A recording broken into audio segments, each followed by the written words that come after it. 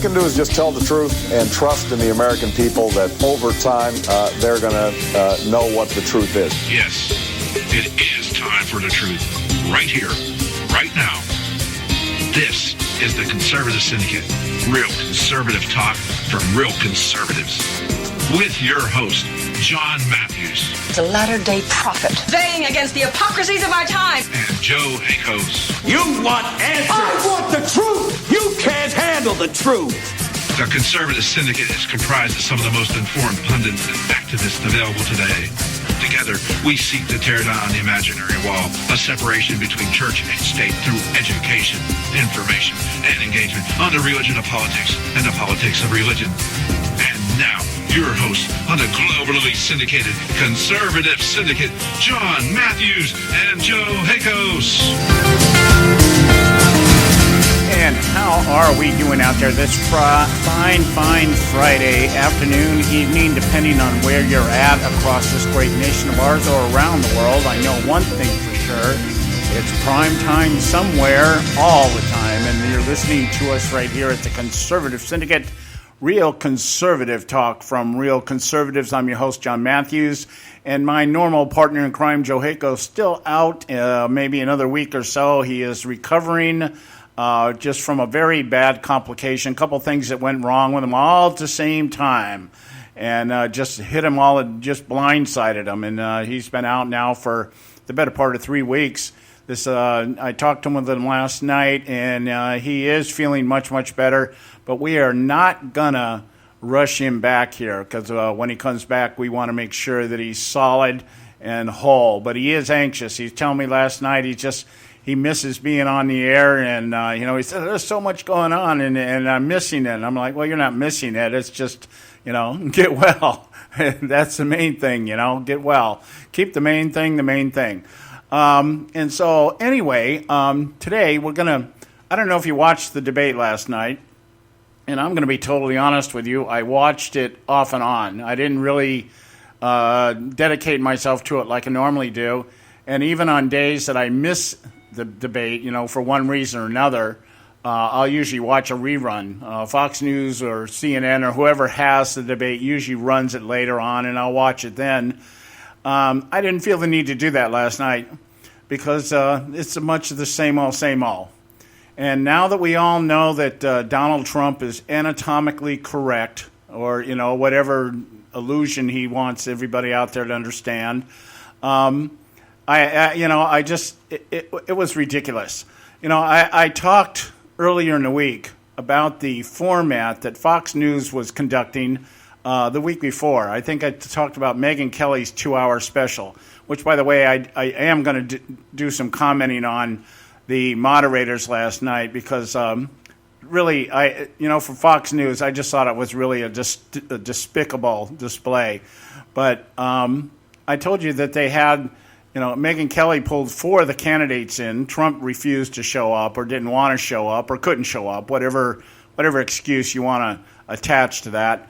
And what she did was she put these candidates in front of people, like 30 people, 25 to 30 people in like a group, and let the group ask questions. And then she made sure that the candidate remained on point in answering the questions. And if they started to drift off or go into some other thing, she would bring them back to the question at hand.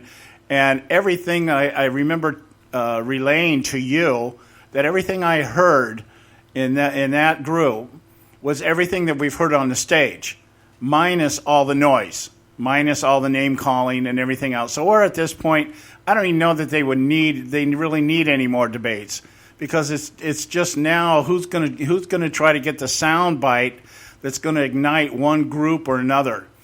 There's aspects of this thing, and I'm still trying to get my head around. I'm still trying to actually figure out what Mitt Romney or his supporters, whoever put him up to do this, thought he was going to gain by getting out there and giving some major speech against Donald Trump. I mean, we're talking about a guy that has run for president 3 times, only made the nomination once, and got beat so bad, and one of the worst election losses that I can remember in my lifetime. About the only one that I can think of that's even worse would be Jimmy Carter running against Ronald Reagan. But, he just got, if I can use the word, he got schlonged. Romney got schlonged in 2012. Everybody thought he was going to walk away with this thing. It was his to lose. And as I've been saying, the GOP has mastered the art of snatching defeat out of the jaws of victory. And Mitt Romney is he's the poster child for doing that. So who the hell cares what Mitt Romney has to say about anything or anybody? So I'm still trying to figure out what was the strategy behind that, because it could not have accomplished anything that the GOP would have wanted in terms of, is the base or the people in the base that are voting for Donald Trump suddenly shaking their head and going, oh, yeah, I never thought about that. Yeah, oh, man, the Romney says something. Maybe I ought to, perk my ears up and listen. But I think it would do everything to ignite Trump supporters to continue to support him, and might even bring some more into the Trump camp by this display of coming out there and saying basically, I'll not honor the pitch that the Republicans give us every election cycle. Is that we should all, whether we like the candidate or not, we should all, circle our wagons around that candidate because it's all about the party. It's all about the party. And yet some of the main leadership of the party, or the representatives of the party, I'm not going to say leadership because I don't see any leadership, but the main heads of the party, or the people that are looked to as the definition of the party, are the ones that are sitting there like, all of a sudden the rules don't mean anything anymore. The principles don't mean anything. And let's just toss out Reagan's 11th commandment, thou shalt not slander a fellow Republican. And I'm not saying Trump is a Republican. I'm just saying if it was anybody else outside of Trump or Cruz, this is what we'd be hearing from the Republican establishment, is it not? Let's say, you may not be happy with Marco Rubio. You may not be happy with a Jeb Bush or a John Kasich. But, they got ours after the name. And damn it, we need to be unified. We need to go into this thing because there's so much at stake. And I just can't quite get my head around what the strategy, what was Romney hoping to accomplish? Or what were the people that put him up there hoping to accomplish? I know that Romney was picked because he's got nothing to lose. He was picked and chosen because he's not running for re-election. He holds no post. He's not running for any post, as far as we know. And I can only think perhaps that maybe he is that guy sitting off in the closet somewhere that they want to throw out there should they get a broker convention. Although my wisdom tells me Rubio's the guy that they want. Of course, after the last few nights, I don't know. Rubio is becoming damaged goods. So I don't know what the strategy, what the thinking was behind and the timing of it. The timing of Mitt Romney is just, if he was going to do this thing, it might have worked had they done it 6 months ago. But instead of thinking that Trump was just going to implode and he was going to die out on his own, and we've got our people marginalized and duped and doped up enough that they'll follow us no matter what. Trump will make some noise and it'll be good. It'll get some attention. But, we know our Republicans. We know our base. They'll fall in line just like the sheeple they are, and they'll believe our false promises again that if we get the White House, we're going to finally change things and we're going to get back into limited government and everything else. The same spew we got when they wanted the House and we gave them that, and they wanted the Senate, we gave them that.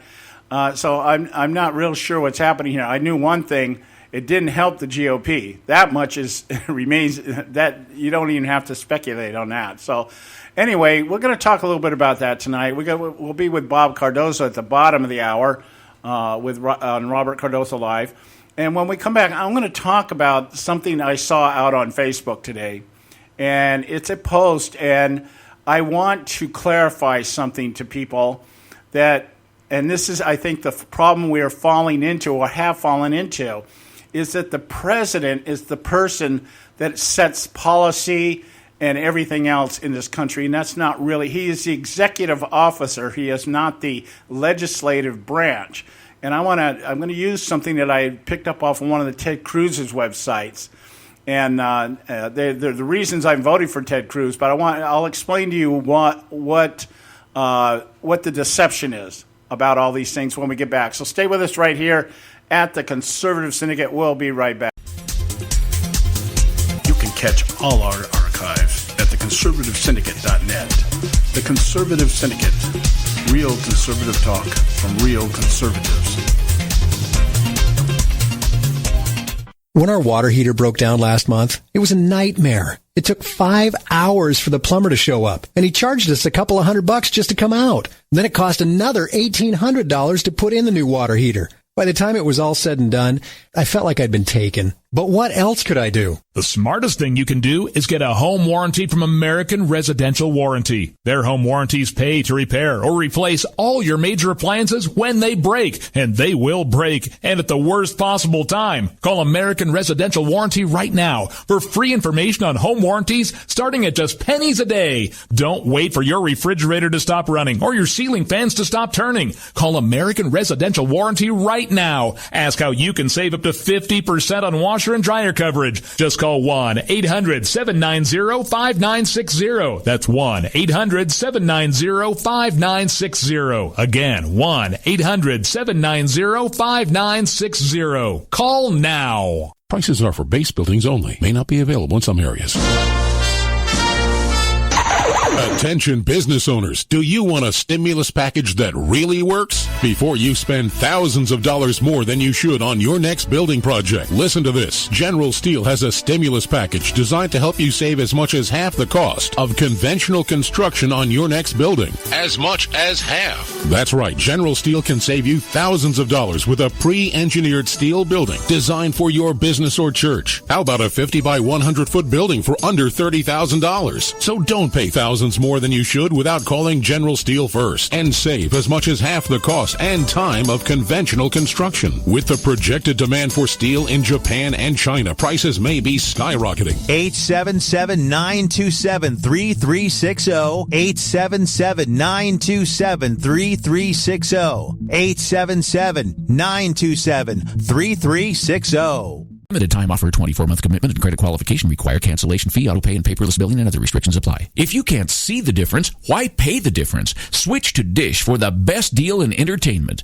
Only Dish brings you the best in entertainment for less than $20 a month. Cut the cable and don't get directed. Switch to Dish because at just $19.99, Dish saves you every time you turn on the TV. It's so simple. The same channels cost less with Dish. So since you can't see the difference, don't pay the difference. Switch to Dish for the best deal in entertainment. Get premium movie channels free for 3 months, starting at just $19.99. Dish saves you every time you turn on the TV. Call now to save with Dish. Dial 1-800-600-1645. That's 1-800-600-1645. The same channels for less than $20 a month. Dish. Call 1-800-600-1645 for details. Folks, if you're like me, you don't place a whole lot of trust in today's media for the real truth and facts regarding the volatile world of finance and politics. When I want the real scoop on money, I go to the most trusted source I know, my good friend and colleague, Bob Cardoso. Bob is a noted expert with a PhD in international finance who airs his nationally known, globally syndicated show, Robert Cardoso Live, daily, Monday through Friday from 4 to 6 p.m. Pacific Time. With Bob, you'll get the right information at the right time from someone who knows his business and can help you make the right decision concerning yours. Again, Bob airs daily, Monday through Friday from 4 to 6 p.m. Pacific Time. Visit his website at robertcardosolive.com for information regarding stations and topics. That's robertcardosolive.com. Check Bob out. You'll be glad you did.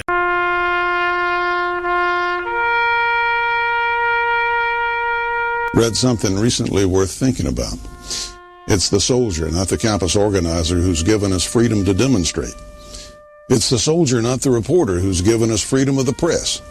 It's the soldier, not the poet, who's given us freedom of speech. It's the soldier who serves under the flag, who defends the protesters' right to burn the flag. Isn't it time now to demonstrate that we support our troops? Were it not for the brave, there'd be no land of the free. Fred Thompson's message was brought to you by citizensunited.org.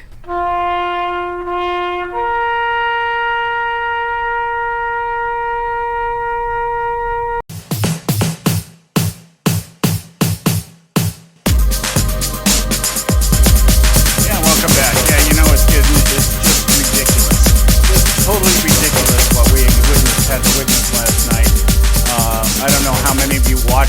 entire debate last night. Like I said, I went back and forth on it. I did watch, I have been finding myself watching Megyn Kelly a lot. And it's not so much because of Megyn Kelly. It's she has had some really good people on there that have really got a handle on what's going on out here. I think as good a handle as you're going to find. Charles Krauthammer, I think, is pretty spot on with his analysis. But I really like the Frank Luntz support groups. And so I watch because he usually shows up on her show with these support groups. Now, I think this guy, Frank Luntz himself, was kind of a putz. But I will hand it to him. He's got the right idea.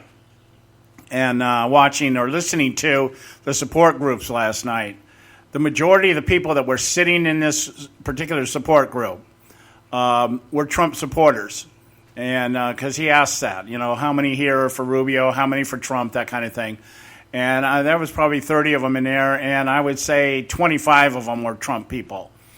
And, of course, they were all upset about the negativity of the campaign and this, that, and the other, but they weren't really talking about it being centered on Trump.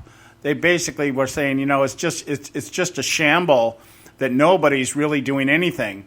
And I have to say this, when somebody like me thinks that John Kasich won the debate, that tells you just how bad it was.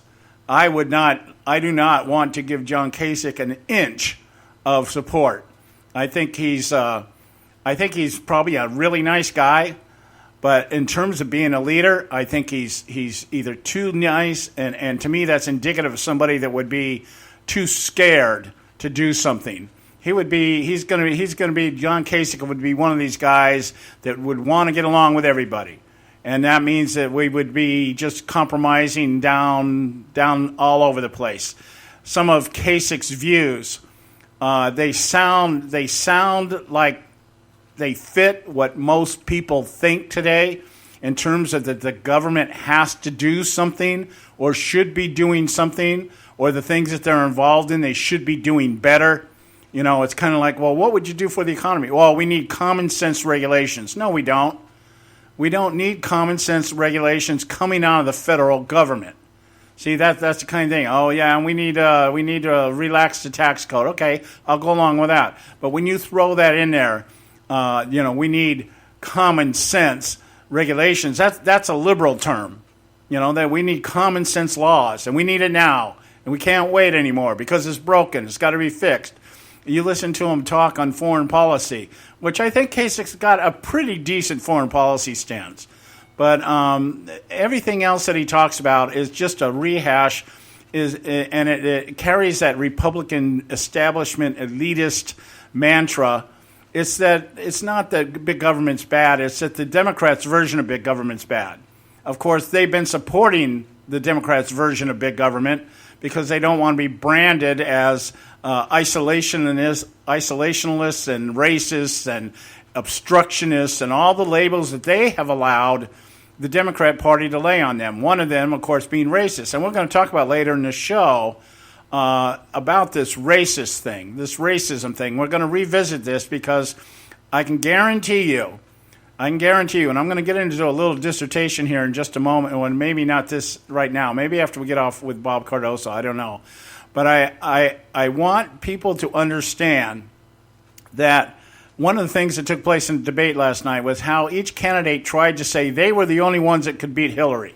Trump was saying, yeah, the polls say I can beat Hillary. Cruz was saying the polls say I'm the only one that can beat Hillary. Rubio, I'm the only one that can beat Hillary. Kasich, I'm the best choice between Bernie Sanders and Hillary Clinton. That's how they play these things out. And the thought process here is that the Democrats are already preparing to come up against Trump, but they don't. They're trying. There's elements of the left that are trying to say that they really don't want Trump, but the other ones are saying, "Oh, we really do want Trump." And I think Hillary Clinton is having thrills down her leg at the possibility that she would stand across from Donald Trump. And I think Ted Cruz brought it out best when he said, "Hey, imagine the debate between Donald Trump and Hillary Clinton. And it would go something like this: Donald Trump, you're not qualified for the office. You're a crook. You're this. You're corrupt. Your foundation's under investigation. You're under investigation. And she looks at him and says, well, Donald, haven't you been sued? Aren't you under investigation? Trump University's under investigation, which whatever the hell that thing is. And by the way, if I'm so unqualified for president, why did you give my campaign not once but 4 times? Why did you donate money to my foundation? See, it's going to be it's going to be which one is the less corrupt, or which one can function in spite of their corruptness. That's how that's going to come down. And so that is what Cruz brought that out very well last night. I don't know. I don't think at this point it's really going to matter, because many of the Trump supporters are people that are not involved in the Republican Party at all anyway. People that maybe have been registered Republicans but haven't voted for one reason or another in several or more elections. Some of them who said they have never voted before because they didn't see any reason to. He has broke the ideological and the theological barriers. He's got a good following of evangelicals, and I was talking with people today. That doesn't mean anything. Being an evangelical today doesn't mean anything. It doesn't really mean anything. You're just another voting bloc. Think about this for a minute. The evangelical crowd that follows people like T.D. Jakes and Joel Osteen and Rick Warren, the mega church, let's get rich celebrities, the what I call the Amway programs of the prosperity message. Send me money so that I can build my church bigger, and God will bless you because of that. That kind of stuff. The bastardization of the gospel message that we receive Jesus as our Lord and Savior, not so that we can start building a downline of people that's going to make us rich, but because we'll escape the damnation of judgment when the day comes. And so those are made up of quote-unquote evangelicals. Now, why do they qualify themselves as evangelicals? Because they take the money that people send them, and they go out and help the poor, and they do missionary work in other countries, and they provide support and relief services. All that stuff is good. I'm not condemning any of that stuff. If Christians didn't do it, in a lot of countries, it probably wouldn't get done. But that's not the point. The point is that these types of Christians have watered down the gospel. They don't preach a gospel of repentance. They preach a gospel of prosperity. You're going to be God's kid, and God's going to give you all this great stuff. And he'll deliver you from all your sins and everything. Don't worry about being a Christian. Don't worry about becoming a disciple. Don't worry about giving up the immorality of the world. Don't worry about separating yourself from the world. Jesus tells us we're in this world, but we're not of this world. Now, don't worry about that. We'll love everybody into the kingdom. You want to be a homosexual? Hell, we'll pat you on the back and say, God loves you. Okay, he does. But we should also be following that out with, God loves you, but God's going to judge you, just like he's going to judge every other sinner. It's not just because you're a homosexual. Sin is sin, and there's many aspects of it, and we'll all be judged for that sin. So, all this is coming down the pipe here. This isn't going to turn Trump people away. If anything, it's only going to invigorate them. It's going to make them stronger in their beliefs that the establishment elites are out to stop somebody that is speaking what I want to speak or have been speaking across my kitchen table with my friends and my family, and he's saying it in a way that I want to hear it, or I would say it myself. Okay, so the ideological and the theological and the cultural things are all out in this election cycle, and probably from this point on may be that way for quite a while until we find somebody who can articulate an ideological / theological / cultural policy in a way that draws people back together. Until that time, we'll be separate. But Trump has done a great job of pulling from all aspects. Now, the test with Trump is going to be, obviously, what's going to happen on March 15th when a good number of these primaries that are taking place on the 15th are going to be closed primaries. This will be the tail of the tape, is that when these closed primaries take place, who is going to win and who's going to accumulate more delegates. Will it be a Ted Cruz or will it be a Marco Rubio? Will John Kasich pull a couple upsets? Maybe Ohio, something like that. And will Trump continue to just, trot over everybody? And we're going to we'll know, because Super Tuesday, a lot of these were open primaries. Open primaries meaning people across party lines could vote for whoever they wanted to. And that kind of leads me back to what I was saying here, is that the strategy by the left, as much, if not more than right, is geared towards making sure that Donald Trump is the guy that stands across from Hillary Clinton should she not be indicted. See, there's a whole other bag of wax there. If what it looks like there's a grand jury being convened, which is not good news, it can't be good news for the Clintons. The people that are testifying have been granted immunity for their testimony. That can't be good. And if anything comes down the pipe here, I don't think Hillary Clinton is going to get breached at all. I don't think she's going to get punished at all for her security breaches, or that would have already happened. If she gets whacked, it's going to be because that server was used to garner her influence in the State Department for the purpose of raising money for the Clinton Foundation. It will be corruption. It will not be security breaches.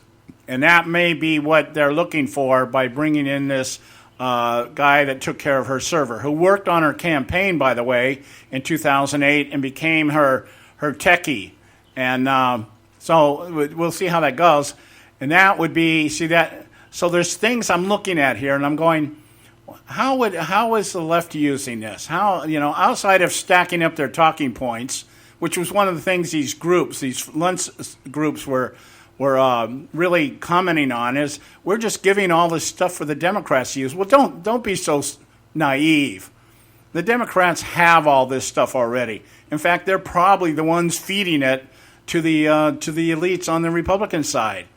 But the point being is that when we get to that place, that you got Trump up there as a nominee, and you got Hillary across from him, and she's going to try to play the gender card. She's going to try to play the racist card.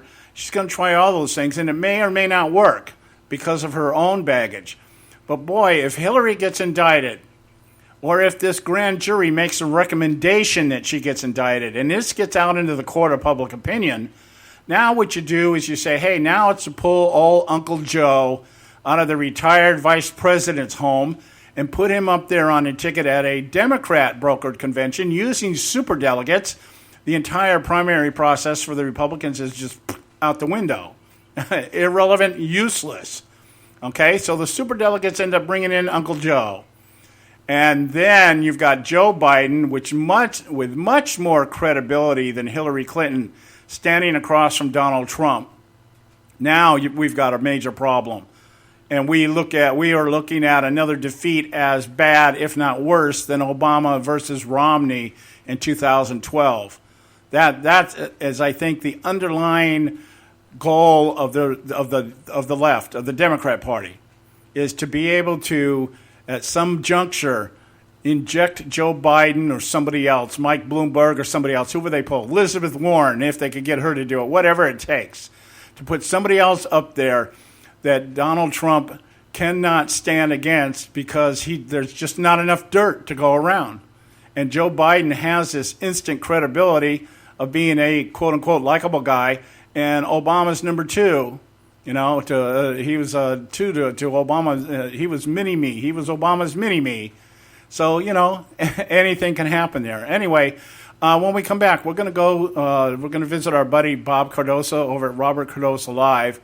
And then when we get done there, I'm going to relay to you this list that I found on Facebook today of all the things Ted Cruz is going to do if he becomes president. And I emphasize that because that's the point I want to make. All these guys say they're going to do this stuff, and they seem completely oblivious to the fact that we currently have a Congress that doesn't want to do anything. So we'll see how that plays out. Stay with us right here at the Conservative Syndicate. We'll be right back. You can catch all our archives at theconservativesyndicate.net. The Conservative Syndicate. Real conservative talk from real conservatives.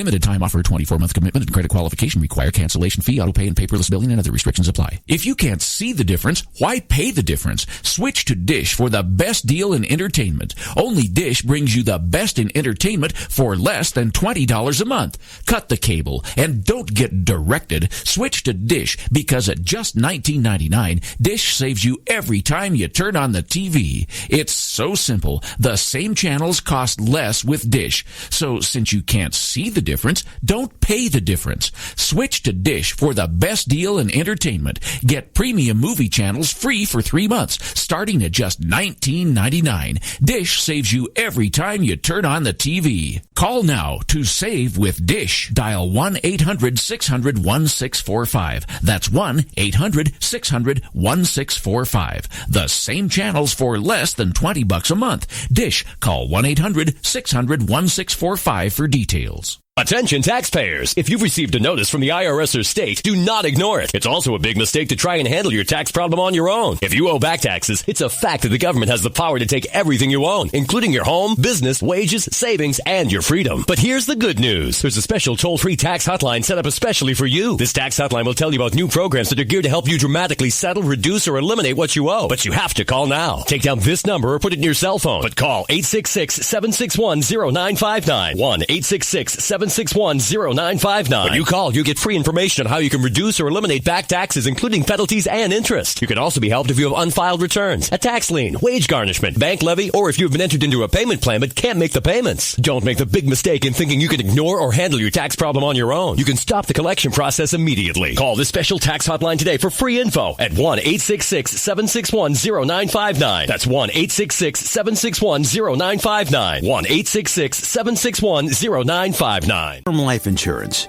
It can be a powerful way to protect your assets and your family. You work hard to earn and save your money to build a nest egg for the future. Don't let it get wiped out because you didn't plan ahead. Take the time now and make a small investment in $500,000 or more in quality term life insurance. Call the Term Lifeline and let us shop the best companies to give you the lowest rates. We specialize in policies of $500,000 and above. Ask about some of our 10 and 20-year fixed rate plans with guaranteed rates. Call the Term Lifeline right now for your free insurance quote. 800-870-3609. 800-870-3609. You owe it to yourself to protect your family and your assets. Make term life insurance part of that plan. Call the Term Lifeline right now. 800-870-3609. 800-870-3609. Folks, if you're like me, you don't place a whole lot of trust in today's media for the real truth and facts regarding the volatile world of finance and politics. When I want the real scoop on money, I go to the most trusted source I know, my good friend and colleague, Bob Cardoso. Bob is a noted expert with a PhD in international finance who airs his nationally known, globally syndicated show, Robert Cardoso Live, daily, Monday through Friday from 4 to 6 p.m. Pacific Time. With Bob, you'll get the right information at the right time from someone who knows his business and can help you make the right decision concerning yours. Again, Bob airs daily, Monday through Friday from 4 to 6 p.m. Pacific Time. Visit his website at robertcardosolive.com for information regarding stations and topics. That's robertcardosolive.com. Check Bob out. You'll be glad you did.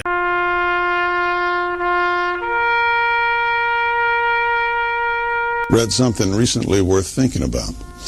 It's the soldier, not the campus organizer, who's given us freedom to demonstrate.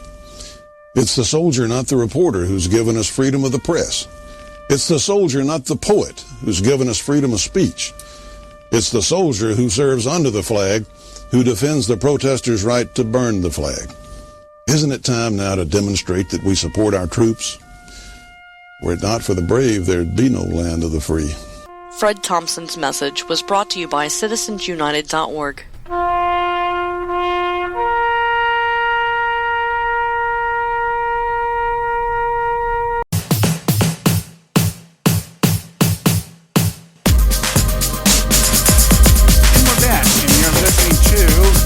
Other than the Conservative Syndicate, Real Conservative Talk from Real Conservative. I'm your host, John Matthews.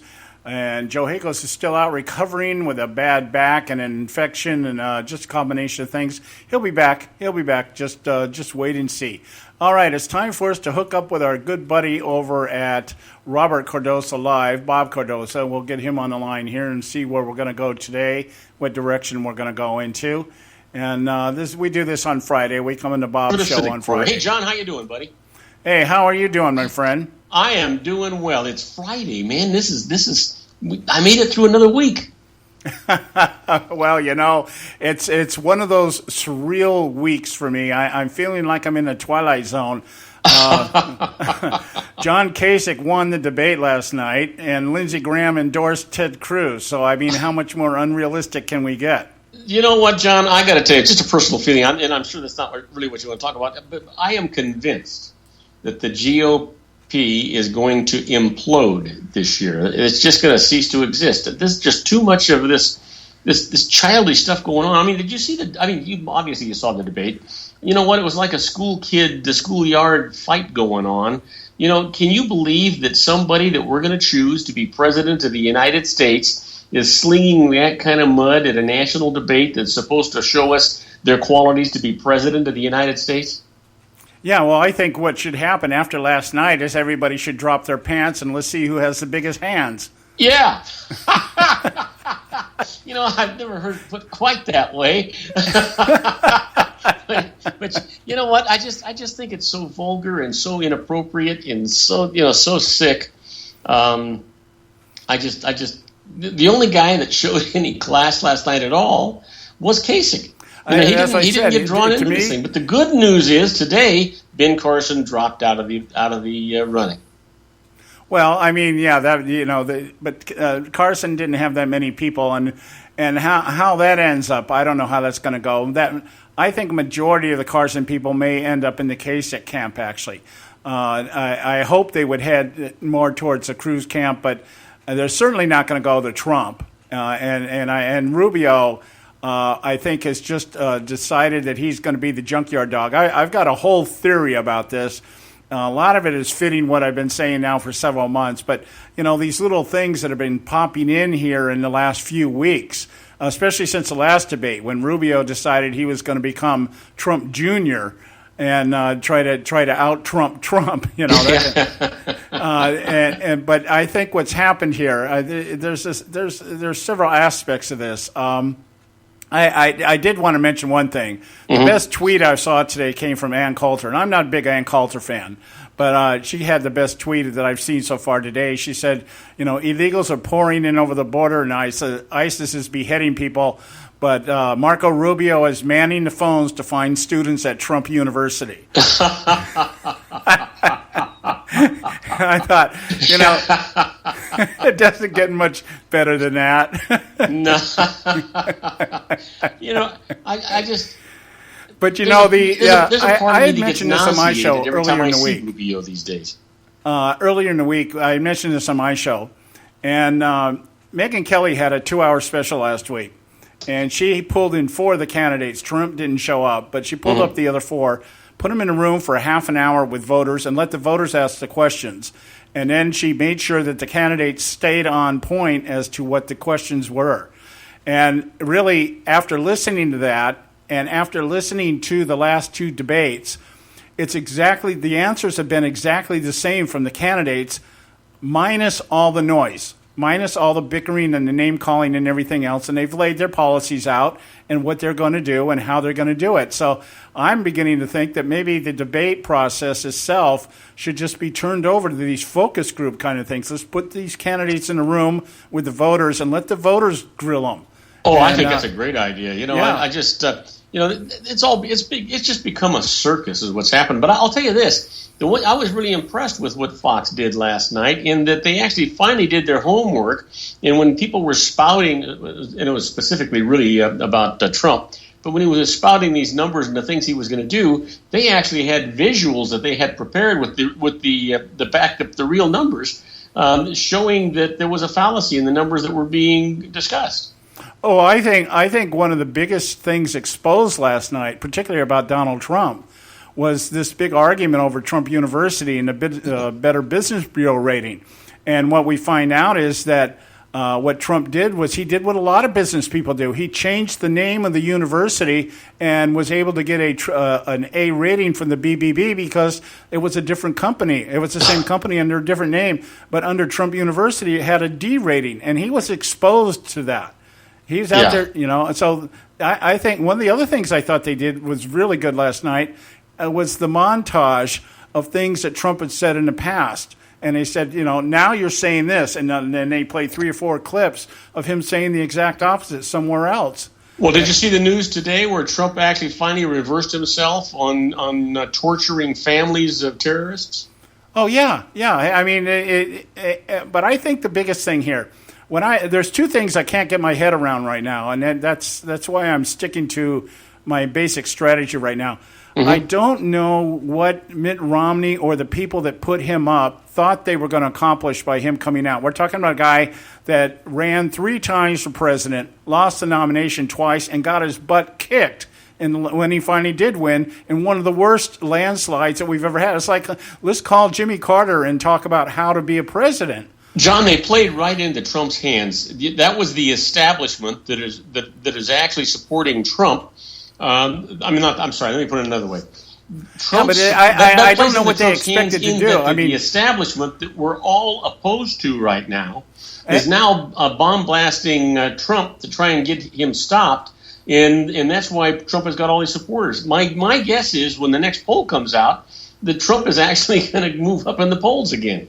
I think it's going to be a great boost for Trump. That's what I can't figure out. What was the strategy? Was the idea to try to wake up the Republican base? The Republican base isn't going to vote for Trump anyway. The people that want Marco Rubio or John Kasich at this point are not going to vote for Donald Trump no matter what. So what is it? Are you trying to remind the base that the object of the game here is to fall in line with what the Republican leaders want and what they've determined we need? Whatever it did, it's going to have the exact opposite effect. It's going to invigorate the Trump people, and it's going to show the establishment as the elitists that they are, even more so. So I don't know what the strategy was behind that. You know what? The only thing I can think of. Could they be that thick-headed? Could they be that obtuse that they don't realize what's going on, or are they doing it by design?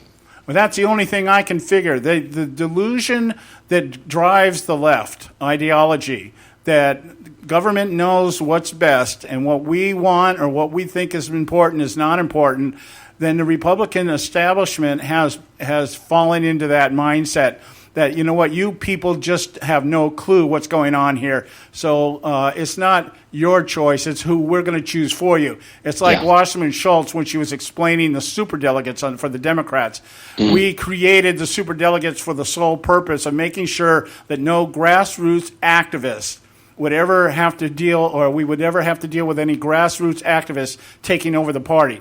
And that, I think the Republicans are trying to do their own version of this.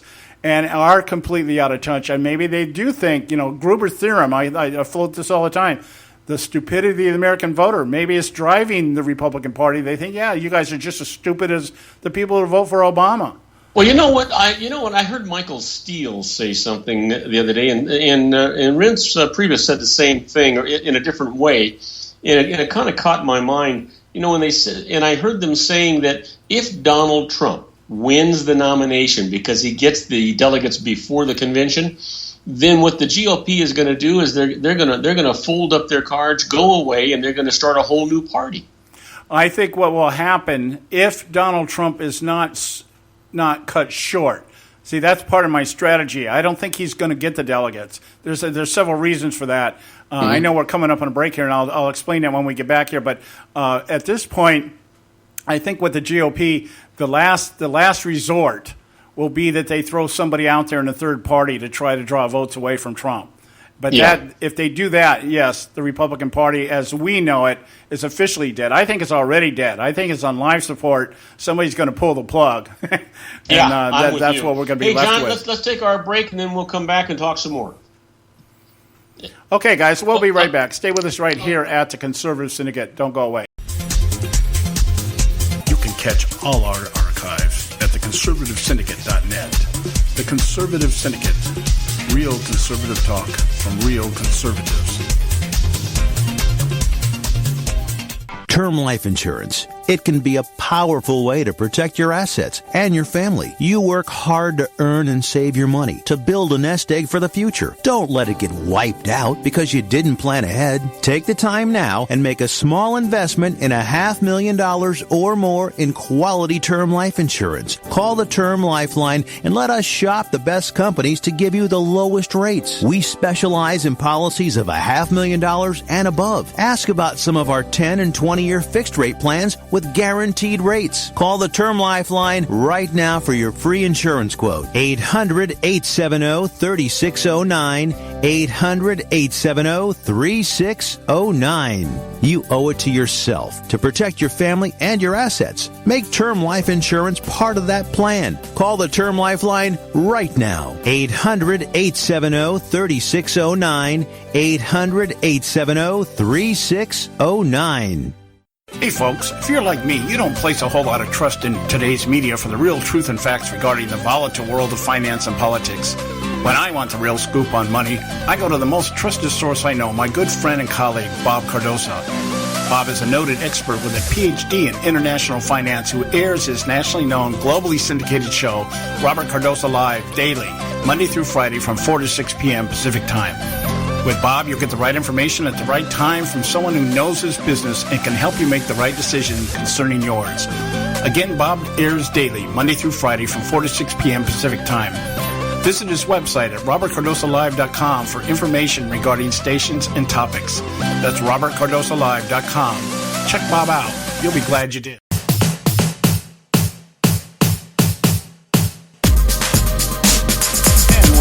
And you are listening to the Conservative Syndicate, real conservative talk from real conservatives. We want to encourage you to visit our website, theconservativesyndicate.net, and pick up this archive, all our archives, and find out whatever you want about our show and the people that make up the show. So having said that, let's get back to our good friend over here, Bob Cardoso at Robert Cardoso Live, and pick up our conversation where we left off at before the break regarding what's going on with the Republican Party. Are they imploding or what? I'm not real sure what's happening to the here. Conservative Syndicate. Hey, John, how you doing, buddy? All right. We're back here, okay? Anyway, we were talking about before the break here what direction the Republican Party is going into. The last resort might be to throw a third candidate out there. I don't know how that would really help the Republican elites, in the sense that right now all they're concerned about is retaining their Senate majority. So to throw a third-party candidate out there would dilute that objective. But what I do see happening, what I do believe is going on here, is the strategy is to, first and foremost, keep Trump from getting the delegates that he needs to claim the nomination. Now, how do they do that? Well, you keep Marco Rubio in there as the hitman, and you keep John Kasich in there, and each one of these guys will win some delegates. And the idea is that maybe between them, they can dilute the delegate count, keep Trump away from the 1,200, and I believe it's 1,263 that he needs, or 73 that he needs to claim the nomination. Well, I mean, if Rubio, which I think is doubtful, but if Rubio could take Florida, and if Kasich could take Ohio, then they could probably accomplish the stop, don't you think? Well, they would take a major number, because now we're coming into the primaries where it's all or nothing. Yeah. So, but what you have to do, here's the way it works, is that you've got to reach a certain threshold. I believe in some of these states you've got to at least get 20% to be able to take anything. Okay, then you've got the RNC rule that you've got to take 50% or more in at least 8 states to be able to claim anything. And I think that's the ace in their hand, that if Trump can win, if he takes and even if he gets the delegates, if 8 of the states are not 50% or more, then they can say, rules are the rules. That's what Reince Priebus is out there saying. Hey, the rules have been around for 100 years. Of course, they didn't tell us that this rule was just changed 2 years ago. But but the point being is that that's what they're saying. They're saying, we're not going to do a brokered convention. We're not going to know. This isn't the way it works. But that only is, he says the way Priebus said it was, whoever gets the majority of delegates will support. Well, the underlying theme under that is if they get the delegates, we'll support them. So I think what's happened is Rubio has been promised to be the guy they pitch should Donald Trump not get the delegate count that he needs, and they go to a brokered convention. So he's just unleashed everything. He's just let's talk about that for a second, John. What really do you think will happen if the majority of people have chosen, and the delegates are there, even though they don't reach that magic number of delegates for Donald Trump?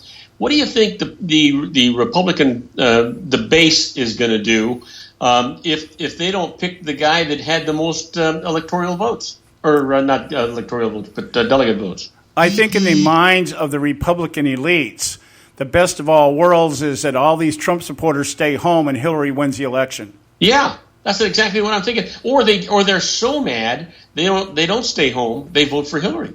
Yeah, or one or the other. But the point being is that will achieve. See, this is the goal of the Republican Party. This is the thing that the elephant in the room, if I may say, that nobody wants to pay attention to, is the Republican Party does not want to govern. And so what it is that if you get another Democrat in the White House, they're going to go right back to their old ploy of saying we don't have the presidency. There's nothing we can do. Yeah. So what we have is a Republican Party that does not want to govern. And so anything that puts them in that position that they have to deal with a Trump or a Cruz that will call them and say, hey, look, you keep telling us you're limited government. You keep telling us you want to overturn everything Obama's done. I'm the guy now that won't veto anything that you pass. Now let's get to work. Now the Republicans have to do what? They're exposed as who they really are because they really don't want anything to change. But if they don't, okay, that's which answers why they're being so obstructionist at this time. The Republicans have been governing by default over the last 8 years. What they've been doing is nothing. And not talking and not articulating is kind of this laissez-faire attitude that whatever happens, happens, and then they can just lay it off on the fact that we don't have a president in the White House. This is the first Congress we've had that would ever use that excuse.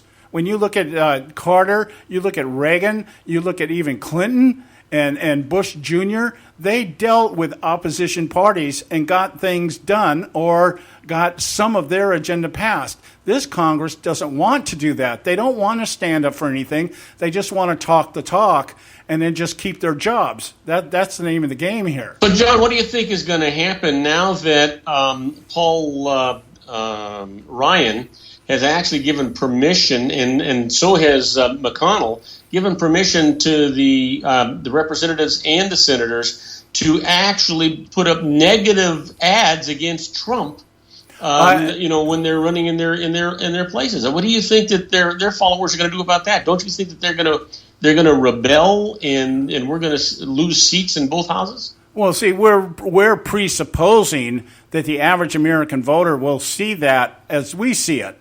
That they'll see it as an action by an elitist who's out of touch with what the constituency wants, and so therefore we're going to rebel.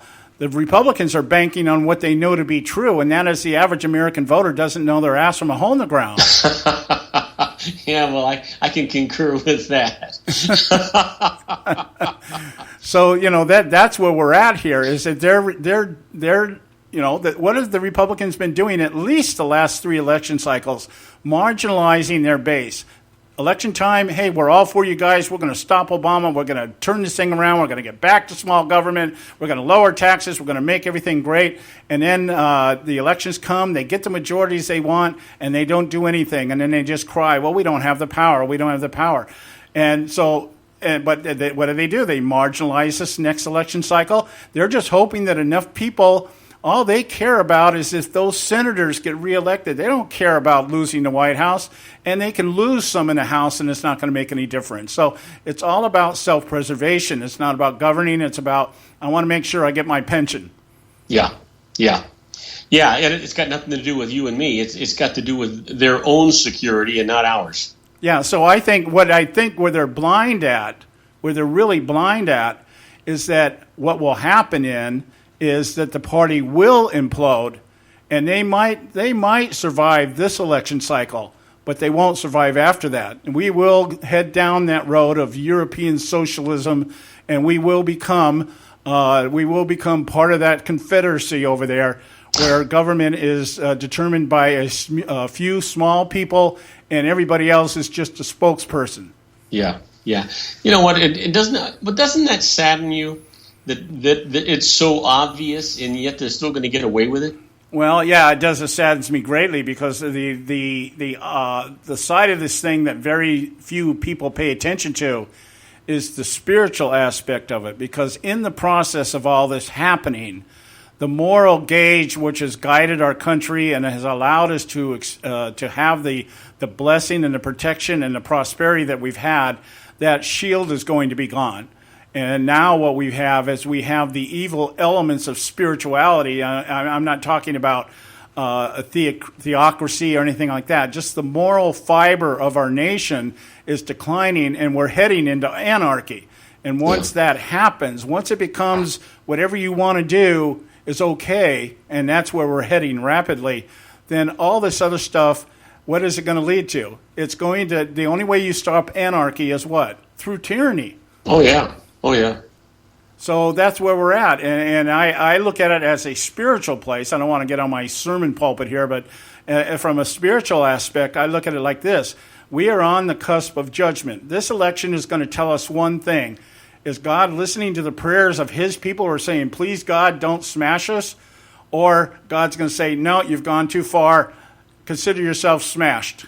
It's going to be one or the other. And, hey, listen, we've got about 30 seconds. Why don't you give us an update on Joe Hakos? We're missing this man. Joe is feeling better. What happened with Joe was he got a staph infection about 3 months ago. And the staph infection cleared up, but it set off some other things. He contracted some problems with his lymph nodes and urinary tract infection, some problems with his kidney. It filtered down into his body, and he got hit with a triple whammy all at the same time. So They have been dumping antibiotics in him and everything. And I talked to him yesterday. He's feeling better. He's just weak. He's lost over 40 pounds in 3 weeks. So he's recovering. And I just told him, and he's anxious. He's like, I got to get back. And I'm like, don't worry about it, man. I want you back in one piece.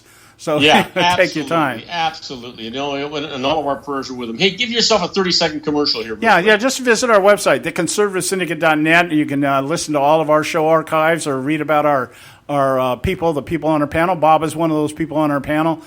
We stream Monday through Friday, 3 to 5 p.m. out on the West Coast, 6 on the East Coast. Just visit our website, theconservativesyndicate.net. Hey, John, thanks again. I look forward to talking to you on Monday. All right. God bless. Have a good weekend. Okay, guys. It's top of the hour here. Time for the Edwards Notebook. Run some commercials, pay some bills, and we'll be back. American students are right to be sick and tired of the two-headed monster political system of today. But they must learn before it's too late that neither Bernie, Hillary, or Rubio are good alternatives. Hello, I'm Ron Edwards. On today's page from the Edwards Notebook, young people are going out in droves to get involved in or to openly show their disapproval with what they consider to be the status quo political and economic system in America.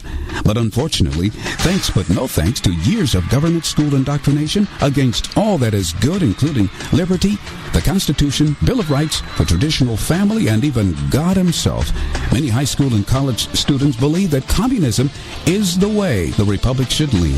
They are hoodwinked into thinking that communism, which gives all power to the government, will somehow unveil more freedom for we the people. When asked how will companies grow to provide needed jobs, many students just said the government will provide jobs and that companies are all corrupt. Such a sad state of affairs. And to add insult to injury, America's government school system is the most expensive self-destructive operation of any nation throughout history. However, I am inclined to believe that America will soon witness a positive reversal of this madness as providential wisdom returns to the United States of America. I'm Ron Edwards. Blowing away the myths and revealing the truth. You can continue to blow away the myths with Ron Edwards on Facebook, Twitter, and theronedwards.com. You can catch all our archives at theconservativesyndicate.net. The Conservative Syndicate. Real conservative talk from real conservatives. Limited time offer, 24-month commitment and credit qualification require. Cancellation fee, auto pay, and paperless billing and other restrictions apply. If you can't see the difference, why pay the difference? Switch to Dish for the best deal in entertainment. Only Dish brings you the best in entertainment for less than $20 a month. Cut the cable and don't get directed. Switch to Dish because at just $19.99, Dish saves you every time you turn on the TV. It's so simple. The same channels cost less with Dish. So since you can't see the difference, don't pay the difference. Switch to Dish for the best deal in entertainment. Get premium movie channels free for 3 months, starting at just $19.99. Dish saves you every time you turn on the TV. Call now to save with Dish. Dial 1-800-600-1645. That's 1-800-600-1645. The same channels for less than $20 a month. Dish. Call 1-800-600-1645 for details. Attention taxpayers! If you've received a notice from the IRS or state, do not ignore it. It's also a big mistake to try and handle your tax problem on your own. If you owe back taxes, it's a fact that the government has the power to take everything you own, including your home, business, wages, savings, and your freedom. But here's the good news. There's a special toll-free tax hotline set up especially for you. This tax hotline will tell you about new programs that are geared to help you dramatically settle, reduce, or eliminate what you owe. But you have to call now. Take down this number or put it in your cell phone. But call 866-761-0959. 1-866-761-0959. When you call, you get free information on how you can reduce or eliminate back taxes, including penalties and interest. You can also be helped if you have unfiled returns, a tax lien, wage garnishment, bank levy, or if you've been entered into a payment plan but can't make the payments. Don't make the big mistake in thinking you can ignore or handle your tax problem on your own. You can stop the collection process immediately. Call this special tax hotline today for free info at 1-866-761-0959. That's 1-866-761-0959. 1-866-761-0959. Folks, if you're like me, you don't place a whole lot of trust in today's media for the real truth and facts regarding the volatile world of finance and politics. When I want the real scoop on money, I go to the most trusted source I know, my good friend and colleague, Bob Cardoso. Bob is a noted expert with a PhD in international finance who airs his nationally known, globally syndicated show, Robert Cardoso Live, daily, Monday through Friday from 4 to 6 p.m. Pacific Time. With Bob, you'll get the right information at the right time from someone who knows his business and can help you make the right decision concerning yours. Again, Bob airs daily, Monday through Friday from 4 to 6 p.m. Pacific Time. Visit his website at robertcardosolive.com for information regarding stations and topics. That's robertcardosolive.com. Check Bob out. You'll be glad you did. Attention taxpayers! If you've received a notice from the IRS or state, do not ignore it. It's also a big mistake to try and handle your tax problem on your own. If you owe back taxes, it's a fact that the government has the power to take everything you own, including your home, business, wages, savings, and your freedom. But here's the good news. There's a special toll-free tax hotline set up especially for you. This tax hotline will tell you about new programs that are geared to help you dramatically settle, reduce, or eliminate what you owe. But you have to call now. Take down this number or put it in your cell phone. But call 866-761-0959. 1-866-761-0959. When you call, you get free information on how you can reduce or eliminate back taxes, including penalties and interest. You can also be helped if you have unfiled returns, a tax lien, wage garnishment, bank levy, or if you've been entered into a payment plan but can't make the payments. Don't make the big mistake in thinking you can ignore or handle your tax problem on your own. You can stop the collection process immediately. Call this special tax hotline today for free info at 1-866-761-0959. That's 1-866-761-0959. 1-866-761-0959. Hey,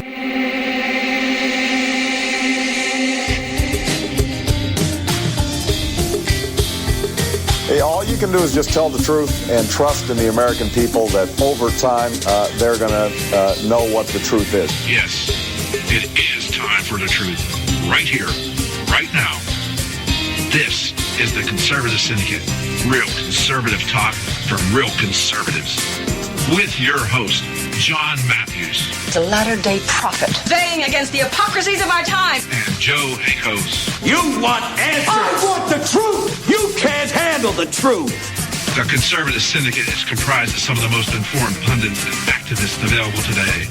Together, we seek to tear down the imaginary wall, a separation between church and state through education, information, and engagement on the religion of politics and the politics of religion.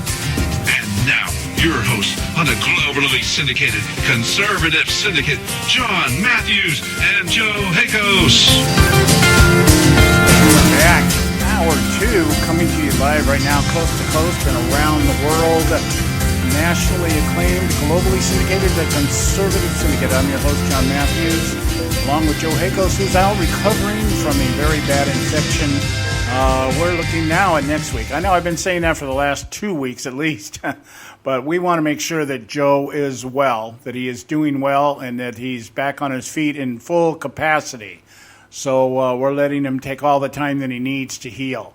All right. If you're listening to our segment last hour with Bob Cardoso over at Robert Cardoso Live, and we talked about the debate and the strategy, I was trying to highlight the strategy that I see coming out of the GOP right now, and it really isn't much of a strategy. It's more of a Hail Mary. It's kind of like somebody woke up a couple weeks ago and found out or realized that Trump isn't going to go away. And, I mean, if anybody has said and done anything that normally would have killed any other candidate, it would have happened by now.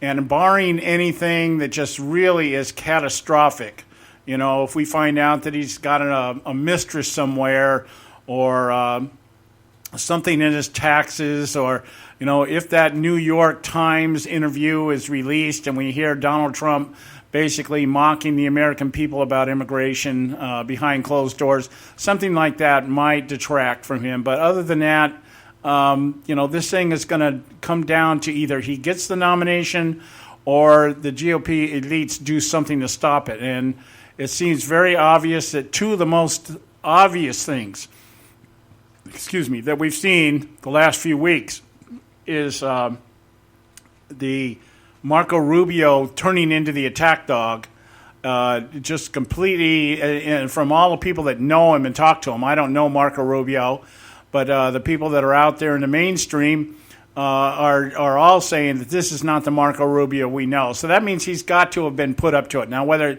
it was his campaign people that put him up to it, or the establishment elites that says, hey, if you can take Donald down, we'll give you the crown. It's one of those two. It's one of those two things going on here. And Ted Cruz and him, Marco Rubio, did a pretty good job of tag teaming Donald Trump last night for whatever it was worth. You know, at least they were good at delivering what they wanted to deliver. Now, whether it had any impact, that remains to be seen. And I don't think it did, because I think whatever they tried to do last night was canceled or neutralized by what Mitt Romney did the day before. Or yesterday morning when he came out with his big speech about how big of a phony Donald Trump is, when in fact it was just a matter of minutes. In fact, there were people that were already talking about this before he even came out and did the speech back in 2012. Romney heaping piles of praise on Donald Trump for his intelligence, his ability to know how to create jobs. What a great guy. This guy knows about the economy. He knows how the economy works. And then to come out yesterday and basically say the exact opposite. He's dumber than a rock. That isn't going to work with the Republican base. The Republican establishment either has not realized or will not agree or will not recognize that they can no longer marginalize the base. You know, there are certain ones out there that can. You know, there's certain Republicans that will do and toe the line no matter what. But there's a great number of them that have now said, you know, no, you're not going to fool me again. What's that? You fool me once, shame on you. You fool me twice, shame on me.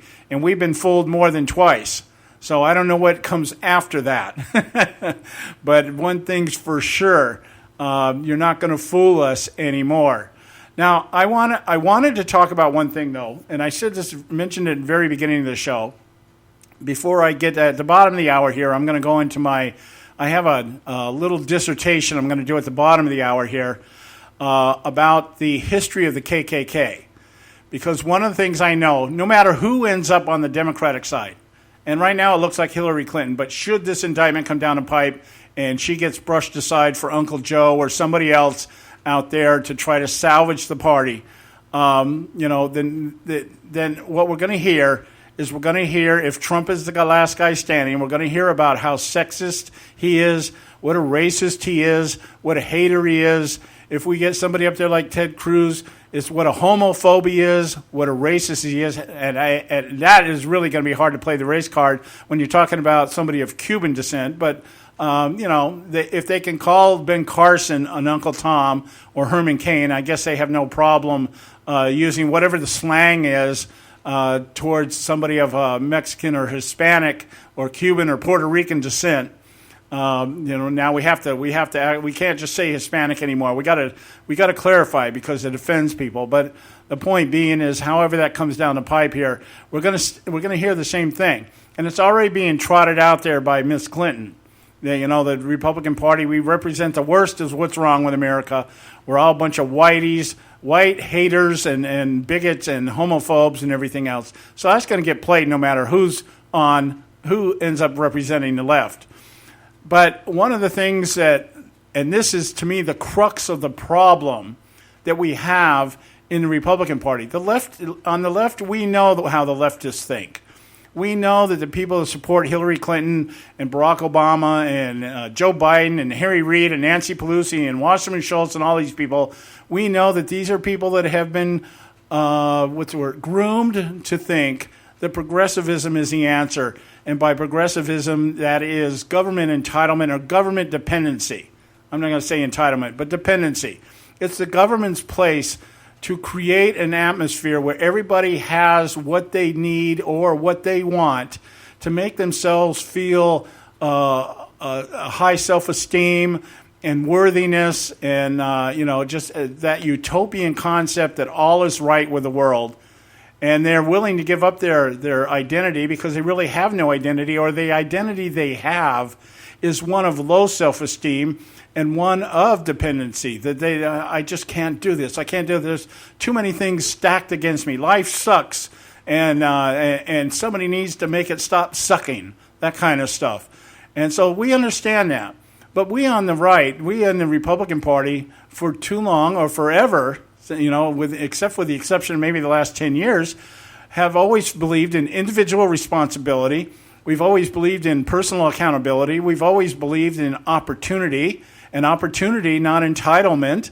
And we've always felt that, the American dream is you take hold, you pick yourself up by your bootstraps, and you go out there and you do something. And you create your own prosperity, and you create your own utopia, whatever that utopia looks like. Not somebody else does it for you while you just keep goading them on. Yeah, do it. Okay, yeah, I'll give you more of my freedom. I'll give you. Well, what do you want me to do? What do you want me to believe? What do you want me to say? What do you want me to drive? Where do you want me to live? What do you want me to eat? That kind of stuff. So we have been groomed over the last 60 years at least into believing that it's the government's responsibility to take care of those problems that we as individuals feel are too big for us. And then it has evolved into this mentality as that everything is too big for us. So it's the government's responsibility to take care of everything. I mean, think about the time Obama's been in office here. Anything that goes wrong in this country, anything that happens in this country, Kobe Bryant has a bad night, only scores 10 points, and everybody wants to go to Barack Obama the next day in a press conference and ask him, what's wrong with Kobe? What can we do to fix Kobe? That kind of thing. And so what we have is we have these candidates, all of them doing this, regardless of who they are, of saying, this is what I will do if I'm president. That kind of mentality didn't even work in high school. I remember when I went to high school, and I got a little bit involved in the politics of high school, not very much. But I remember the first time one of our vice president, or our president of our class, was kicked out of school because he wouldn't cut his sideburns. These were the big things in my time. This is back in 1972, okay? He was thrown out of school because he wouldn't cut his sideburns. His sideburns extended below the lower lobe of his ear, and that was against school regulations, and so they kicked him out of school. And we had this big sit-in, and the sit-in was protesting the grooming standards that the school had. That hair couldn't go down to your collar, and the mustaches, you couldn't have a mustache, and this, that, and the other, because this was school. This is public school being paid for by taxpayer dollars, and therefore everything, there was a certain standard that was to be upheld. And I remember this, and I remember the school thing. All they did was they told us they would take everything into consideration. Okay, they would take our needs and our revolt and everything else. We'll take your recommendations into consideration. And then I don't know, I don't remember if it ever did pan out. I do know by the time I got out of school that year, people had long hair. Okay, so I don't know if we won or not. But my point being is that, when people run for school president, it's things like, oh, we're going to put a Coke machine in every hallway, or, something, we're going to give you something if you elect me president, irrespective of or completely absent of the fact that you have to get permission to do this stuff. And you're going to go up against adults who have a budget, at least in those days, had a budget, and you're not going to just walk in and demand the principal, we be allowed to do this, and we have this, and we have that. And if they can't pay for it, or they don't think it's feasible, or they don't think it's conducive to what the teaching environment is supposed to be about, then it's not going to happen. Okay? So anyway, I'm going to leave it at that. I'm going to come back because I went over in our short segment here. When we come back, I'm going to give you a list of 10 things people are saying Ted Cruz will do if he becomes president. And I want to discuss this with you in a much more realistic fashion. Stay with us right here at the Conservative Syndicate. Don't go away. Catch all our archives at theconservativesyndicate.net. The Conservative Syndicate. Real conservative talk from real conservatives.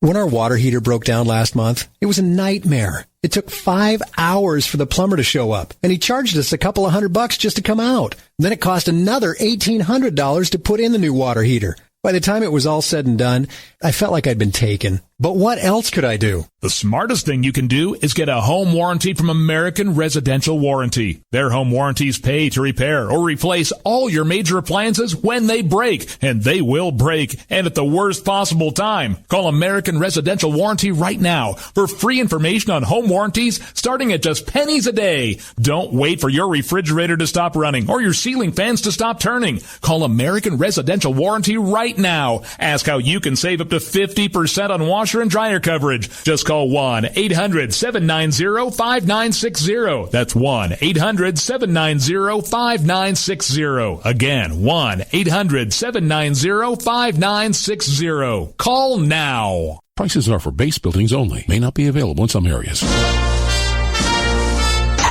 Attention business owners, do you want a stimulus package that really works? Before you spend thousands of dollars more than you should on your next building project, listen to this. General Steel has a stimulus package designed to help you save as much as half the cost of conventional construction on your next building. As much as half. That's right. General Steel can save you thousands of dollars with a pre-engineered steel building designed for your business or church. How about a 50 by 100 foot building for under $30,000? So don't pay thousands more than you should without calling General Steel first and save as much as half the cost and time of conventional construction. With the projected demand for steel in Japan and China, prices may be skyrocketing. 877-927-3360. 877-927-3360. 877-927-3360.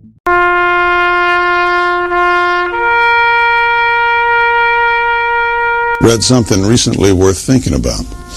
It's the soldier, not the campus organizer, who's given us freedom to demonstrate. It's the soldier, not the reporter, who's given us freedom of the press.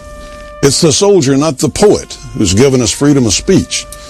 It's the soldier who serves under the flag, who defends the protesters' right to burn the flag. Isn't it time now to demonstrate that we support our troops? Were it not for the brave, there'd be no land of the free. Fred Thompson's message was brought to you by citizensunited.org.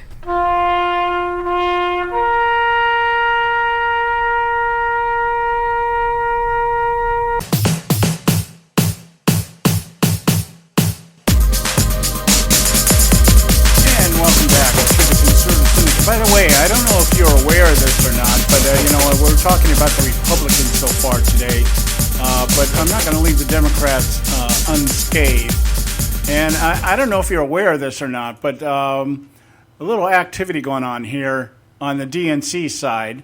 Tulsi Gabbard, who is one of the senior leadership positions or holds a senior leadership position at the DNC, and she is a representative, House of Representatives, I guess, from Hawaii. Her name is Tulsi Gabbard, and she was forced or resigned her leadership post with the DNC today or yesterday. Let's see what the day this yesterday. 2 days ago. I'm sorry. Today is the 4th. Yeah, 2 days ago. She resigned her position of leadership at the DNC. Apparently, she's taking major heat for breaking from the Democrat Party and supporting Bernie Sanders as president. And her reason is because Hillary Clinton, she's afraid that Hillary Clinton will continue to advance our war efforts over in the Middle East. Apparently, she's anti-Middle East in terms of war and conflict. And she paid the price for that by losing her position, resigning, which means, in liberal speak, that means she was either going to be fired or she was going to resign. So she resigned. And she said that she was warned that if she supported Sanders, that she was going to take some heat. So if you think that it's just the Republicans playing the game here of the elitists, that we're going to make sure that we get what we want, it's happening over in the DNC side also. Of course, Wasserman Schultz herself is taking some heat over there due to her, I guess, taking heat from some of the people in the party because she limited the number of debates. But since it's been all about protecting Hillary, I think her position there is pretty well solidified for right now. So just wanted to give that to you as I get into my next dissertation here. I actually been talking off and on all during the show about this list of things that I found. Somebody posted this out on Facebook, and it so well underscores what the big problem in politics is, whether we're talking about the left or the right. And that is this idea that somehow it has come to be that government is supposed to take care of everything that's wrong in America. That federal government in particular is supposed to take care of everything that's wrong. If we have police brutality in the cities, it's up to the federal government to do something about that. If we have poverty in the cities, it's up to the federal government to do that. If we have low education and graduation rates in the schools, it's up to the federal government to fix that. None of that is based on anything constitutional, intent-wise, or even law-wise. It is something we have come to believe because it's something we've been conditioned to accept. And that is that if we have a problem that's too big for our puny little minds here as individuals, let's toss it to somebody else and we'll give it to the people that we elect to represent us and let them fix it.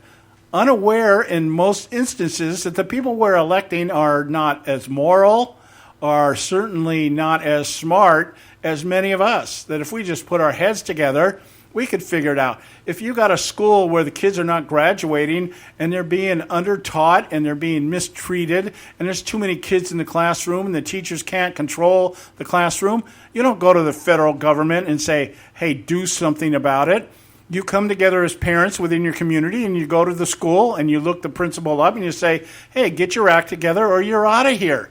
It's our tax dollars paying for you. And you're not giving us what we want. That's how you solve the problem. Or you go to the school board or the school district and you say, hey, this principal is a jerk. They're not doing their job. Get rid of them. Get us in somebody that will give us our money's worth. Give us some bang for our buck, for crying out loud. That's how you resolve issues, not hand it over to some elitist deadhead that 3,300 miles away from where you live that's going to say, hey, let's just dangle some carrots out there. We'll tell you what to do. Well, let's go into social engineering business, and we'll pay you money to do that. And then say, if you don't do it, we'll pull that money away, and you'll be right back where you started from, and nobody's going to help you. You dumb people, you dumb little communities, you can't figure this stuff out on your own. That's why you need us. See, that's the whole thing. So what we get is we get these candidates all standing up there, all of them. You know, Ted Cruz is my guy. I'm not officially endorsing him, but out of all the candidates, I think he's the best for what I believe in and what I represent. But what we get is all these candidates stand up and they tell you, this is what we're going to do. If I'm elected, this is what I'm going to do. Donald Trump, we're going to build a wall. we're going to build a wall, and it's going to be 50 feet high, and Mexico is going to pay for it. We're going to create jobs. We're going to create so many jobs your heads are going to spin. We're going to have health care. Who's going to pay for it? The taxpayers are going to pay for it. Okay, now that was his original view. He spun it, but I'm giving you what he has said in the past. The taxpayers are going to pay for it because everybody should have health care, that kind of thing. But the point being is they get up there and they say, this is what I'm going to do. For instance, Marco Rubio, first thing I'm going to do. What's the first thing Marco Rubio is going to do? I can tell you what he says he's going to do. He's going to repeal Obamacare. Okay? How's he going to do that? How's he going to do that? Is he going to issue an executive order and say Obamacare is no longer the law of the land? It's no longer how we're going to do things? Congress passed that thing. As sick as it is, as bad as it is, as damaging as it is, that is a law that was passed. You're going to stand up there in one breath and tell me that Obama has circumvented and disobeyed and has acted illegally by governing through executive order, and then you're going to go in the very first day and through executive order you're going to completely destroy a piece of law? Excuse me. Now, I understand Ted Cruz, who says the first thing he's going to do is he's going to undo every executive order that Barack Obama has issued. You're going to do that in one day? This guy's issued like 700-800 executive orders since he's been in office. You're going to do that in the first day? No, what you could do the first day is gather your people together and say, okay, give me a list of all the executive orders. But you're not going to walk in there and just sign everything off and say, no, tear it up, throw it out. Because if you do that, you've got to issue something else to countermand it.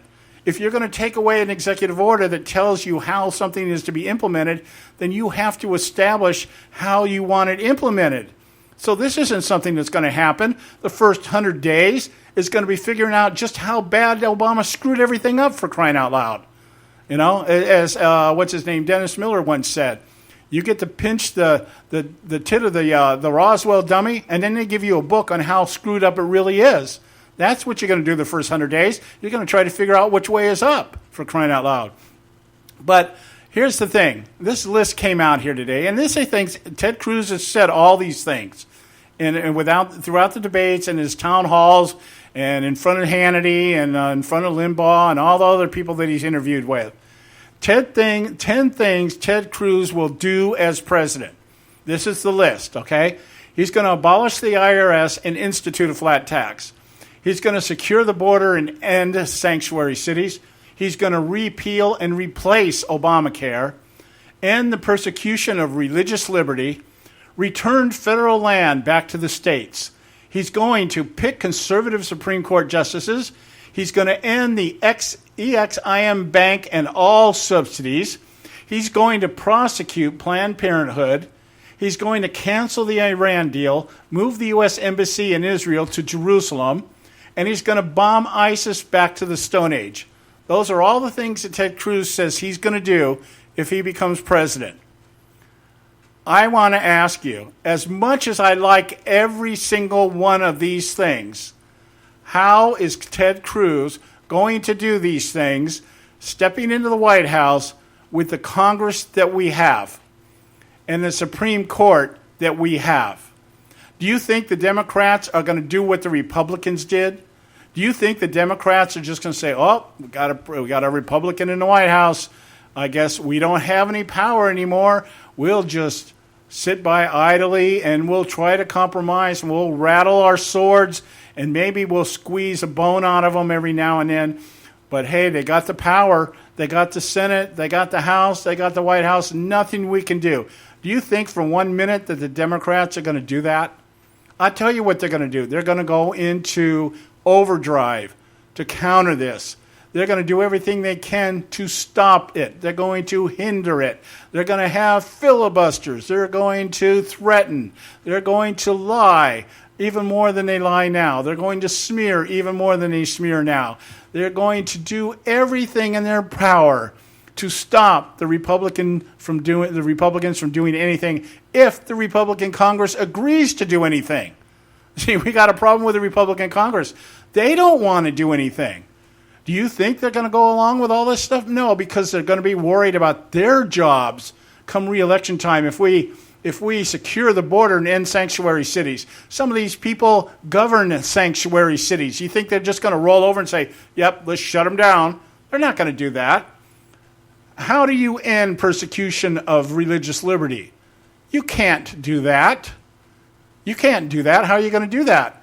If you do that, really, the way that you say the pure side, see, what people are saying is they're going to quit the persecution against Christianity. But if you're going to end persecution of religious liberty, what about these cities that want Sharia law up in Michigan? You're going to stop them from doing that if they choose to do it? See, these things are very unrealistic. I understand the intent and the nobility of it. The reality of it is quite different. One, we've got a Republican Congress that doesn't want to do anything, and to think for one moment that Democrats are going to sit idly by and just watch this all happen, you have definitely drinking the Kool-Aid if you think that's going to happen. Whether you have Ted Cruz, Donald Trump, Marco Rubio, or even Jesus Christ in there, it isn't going to change what's going on here to the degree that it needs to be changed, and it isn't going to happen overnight. The restoration of America is going to take decades, if not longer, if it even happens. We'll be right back. It's time right now for Moments of Madness. Don't go away. Today on Moments of Madness.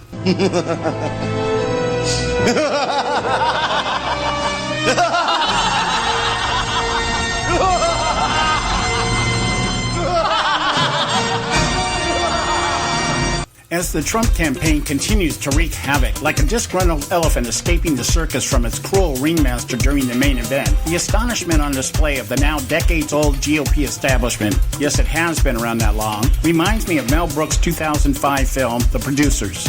If you watch this over-the-top satire that targets the hypocrisy that permeates Hollywood, you'll remember chronically depressed, introverted bookkeeper Leo Bloom, played by Matthew Broderick, who, while looking to escape his mundane 9-to-5 existence as a bookkeeper, teams up with washed-up Broadway producer Max Bialystock, played by Nathan Hall.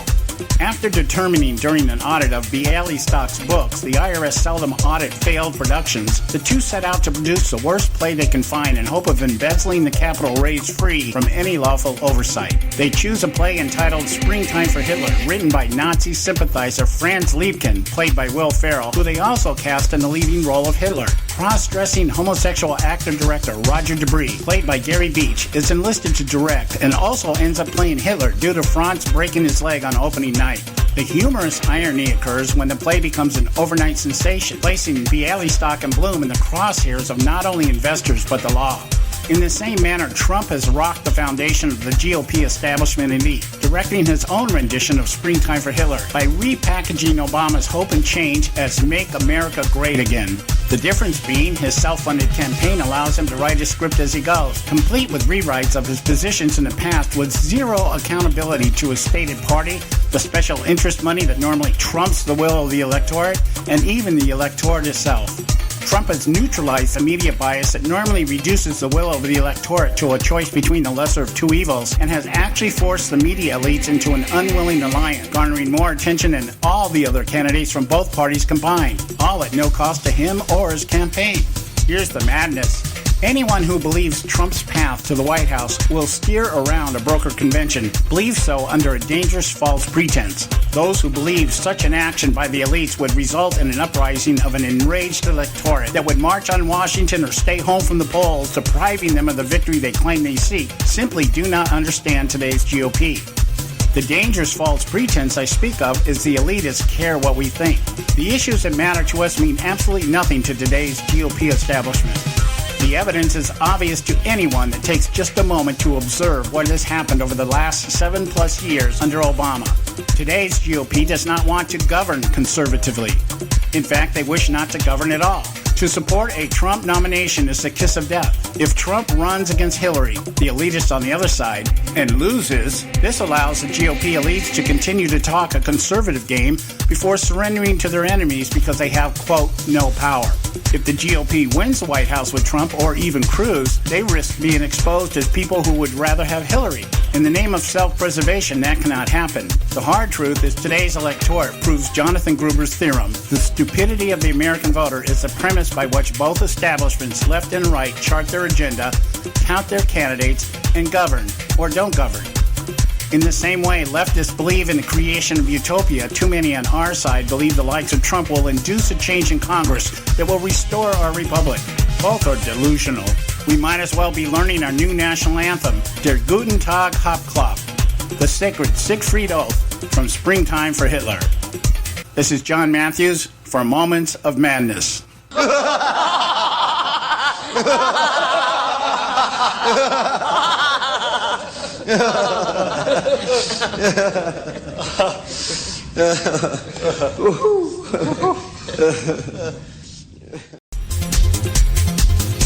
can catch all our archives at theconservativesyndicate.net. The Conservative Syndicate. Real conservative talk from real conservatives. Prices are for base buildings only. May not be available in some areas.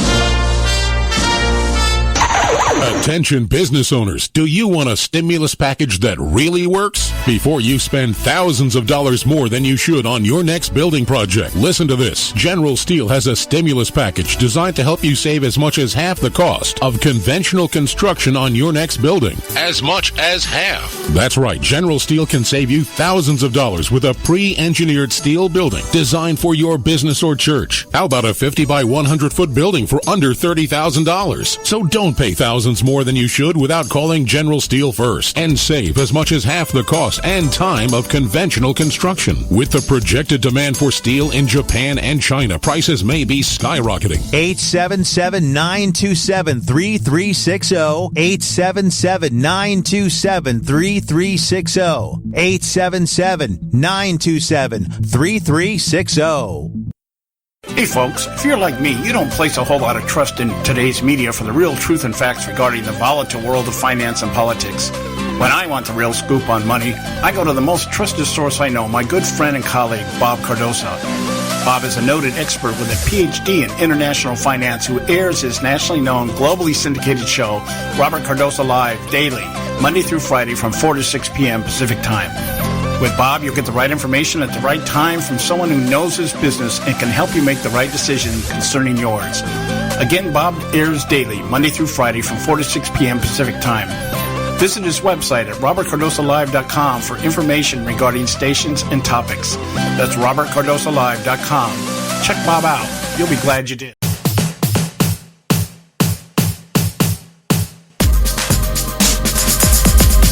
We're back, and you're listening to the Conservative Syndicate, real conservative talk from real conservatives. And I want to now be able to get into the dissertation that I've been talking about wanting to do all week, but I haven't been, just because we've just been inundated with everything else, and there's only so much time in a show. So, but let's get into this. I want to start out with a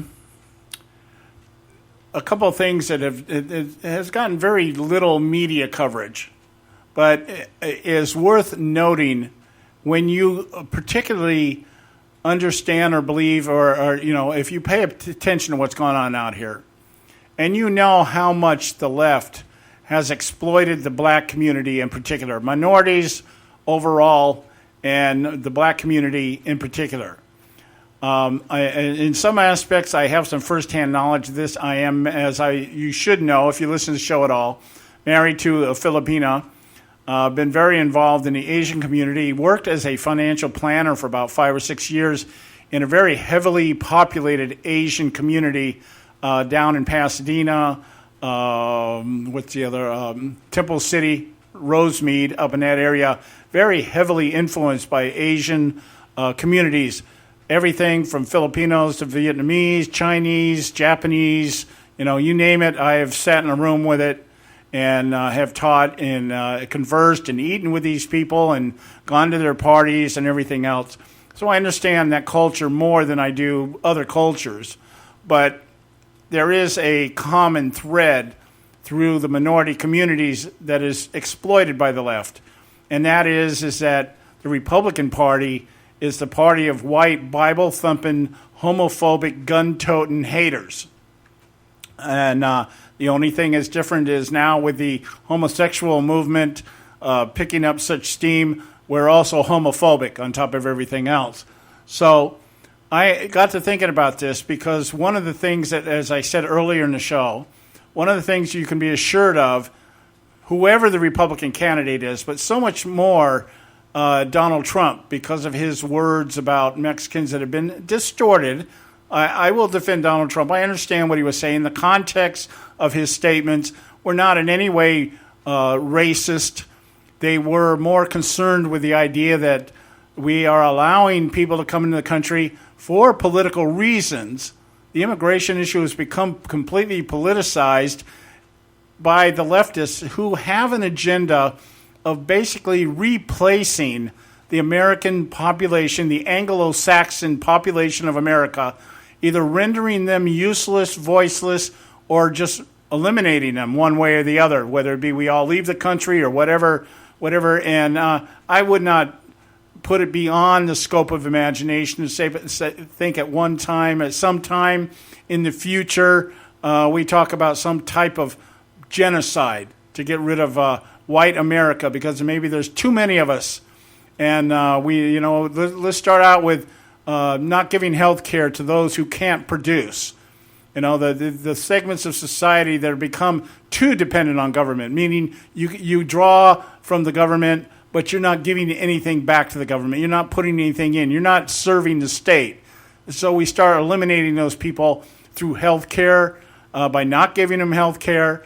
Maybe at some time, we have assisted suicide now. We have abortion. We have all these different ways that they can go about their little Agenda 21 and depopulate the country and then bring in those from countries that are used to tyranny and would think that living under the umbrella of an Obama Marxist socialist regime would be heaven compared to living under Sharia law over in the Middle East or the corruption, the drug cartels down in Mexico or something like that. So anyway, so I want to talk about that because that's going to be one of the centerpieces of the left's campaign, no matter who gets it. And it doesn't matter who's going to get it from the Republicans either. They're going to be the target, and the left are going to be the ones that go on the offense. And the only thing that's going to be determined is if whoever the Republican nominee is has the ability to defend and articulate real conservatism and be able to explain, and perhaps in a historical context, as I'm about to do, as to why we are not the party that is racist and exploits and oppresses minorities. Hillary, 3 instances here. I want to start it off with this. 3 instances here in which Hillary was confronted by Black Lives Matter people. Now, the left loves Black Lives Matter. They think these people, they are carrying the message of the oppressed, disenfranchised black community. And in 3 different campaign stops, there was one where she's during in a coffee shop in Minnesota, and the woman confronted her about her past in terms of calling blacks super predators back in 1996 when her husband Bill Clinton passed legislation or had legislation passed that has been credited for leading to the mass incarceration of many in the black community. Minor offenses became major offenses. We had the 3-strike law, things like that came into play. And Hillary Clinton had referred to black community members that were involved in crime as super predators, mostly digging the thugs and the gangs and everything else. So this woman confronts her. And Clinton made the reference that she was there to meet with a Somali American city council member, Abdi Warsim, on the Minneapolis City Council. And the woman kept pressing her. And Clinton said, you have a different opinion. And the woman disagreed with her again, and Clinton fired back, well, why don't you go run for something then? The woman says, I'm working for Somali Americans. Well, good, Clinton. Good luck to you. See, Clinton she didn't want to deal with the woman. So she said, well, go run for something if you're so upset about what's going on and you think that we're mistreating blacks so much. In another event back in February of this year, She was approached by another Black Lives Matter activist at a book, what was it here? Another gathering, okay? And this woman brought out a banner that had Clinton quoting her quote back in 1994 about being super predators. And she says, we're not super predators.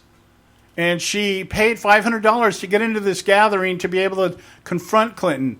And Clinton tried to respond to her, and the woman asked for an apology.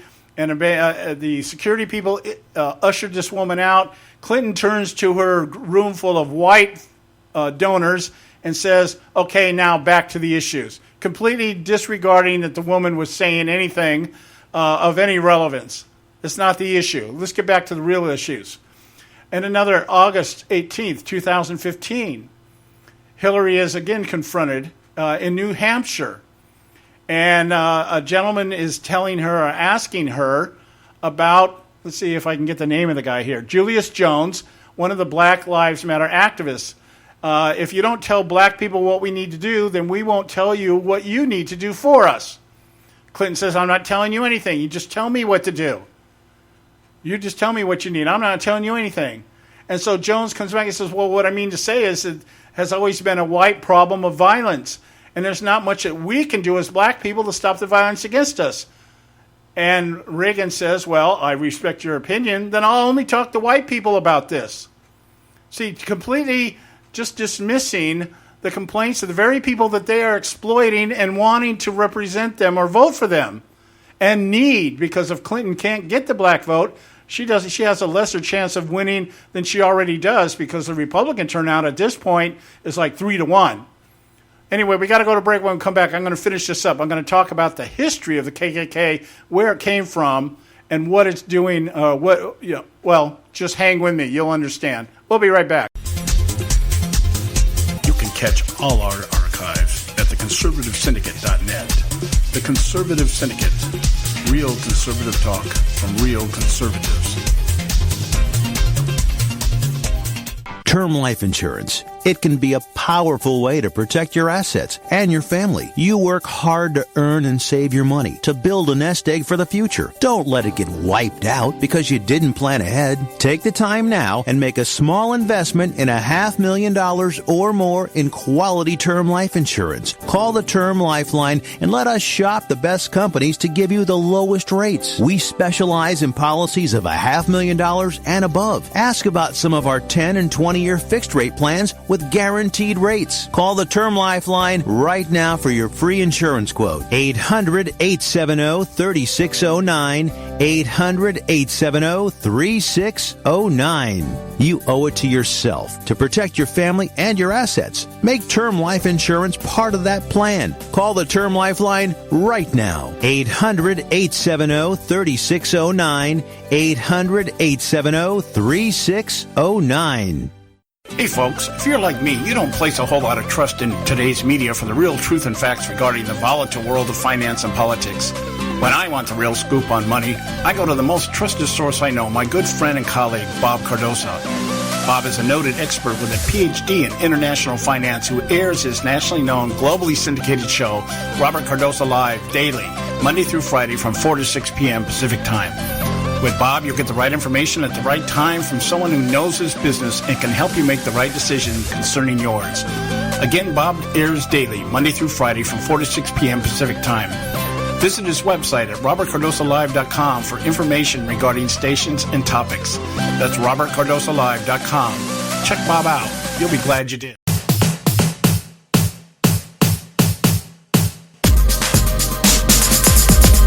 And welcome back. The Conservative Syndicate, real conservative talk from real conservatives. I'm your host, John Matthews, and I am glad that you took the time to join us today. I want to get into the last part of our dissertation today. We're talking right now about the history of the KKK, and I think it's very important that we understand what we're going to be dealing with come general election time, regardless of who the Democrat nominee is and who the Republican nominee is, because the race card was used very effectively during the Obama administration, and it works. The race card, the gender card, the homophobic card, all these things are going to be thrown at whoever the Republican nominee is. The only difference is whether it's going to be we are by our nature those things, or in the case of Trump, the flip-flopper, okay, that kind of thing. KKK, founded in 1866, and it extended into almost every southern state by 1870 and became a vehicle for white southern resistance to the Republican Party's Reconstruction-era policies aimed at establishing political and economic equality for blacks. This was the KKK was established for the purpose of resisting the Republican Party's Reconstruction-era policies aimed at establishing political and economic equality for blacks. Think about that. The Republican Party was formed by none other than who? Abraham Lincoln. And it was established because of Lincoln's abhorrence to slavery.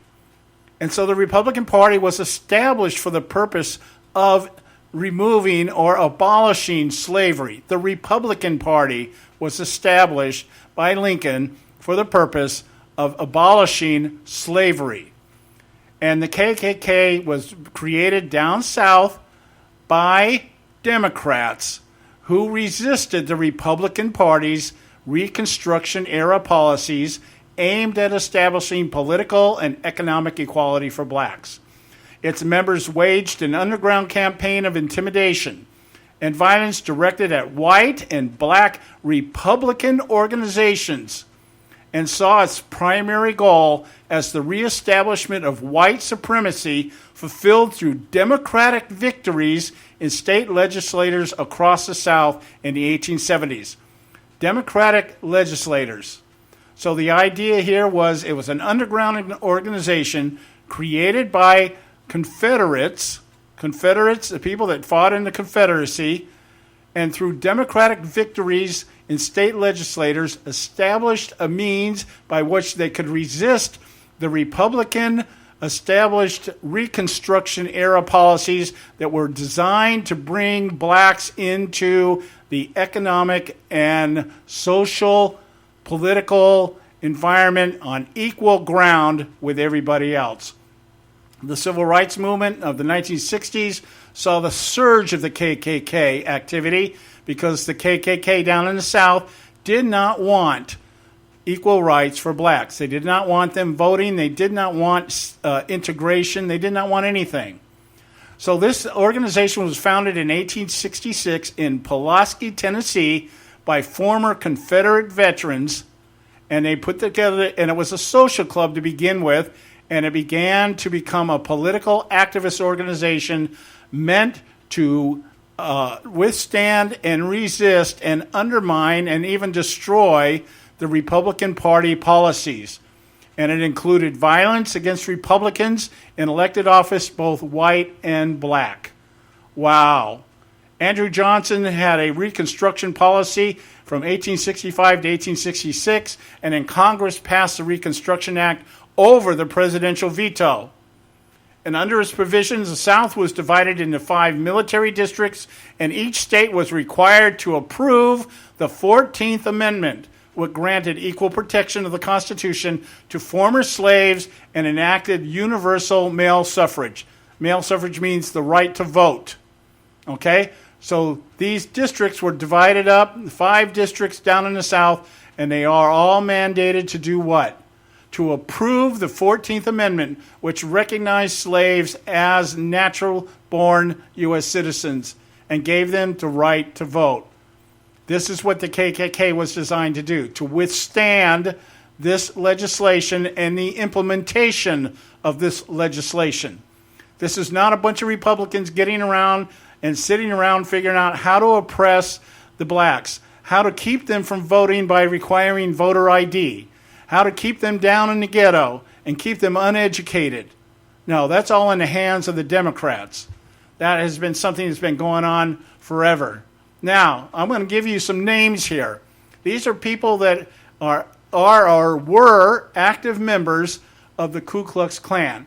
And some of them were members back during the 1964 civil rights era when Lyndon Johnson determined that he had to get the Civil Rights Act passed, even though Johnson didn't want to. I think in his words, he said, we'll have them ends voting for us for 200 years by passing this thing. All right, Edward Jackson, he was a Republican. Now, I'm going to give you the times, because some of these people in the early KKK in the 20s and 30s were Republicans. But when you hear the dates of their membership and what they were, you'll be able to put things in perspective here. Edward Jackson was Republican. He was a governor of Indiana in 1924. 1924. He was a member of the KKK when he was elected, but he pulled out of the organization after D.C. Stevenson's rape and murder scandal. Okay, so he was an active KKK person, and then after he was elected, he pulled away from the KKK. Robert Byrd, somebody who's been lauded as a stalwart, a pillar of the Democrat Party. I think he's dead now, but even Barack Obama thought this guy was, the good stuff, good guy. Robert Byrd was a recruiter for the Klan while in his 20s and 30s, and he rose to the title of Kleagle, an exalted cyclops of his local chapter. Byrd spoke in favor of the Klan during his early political career.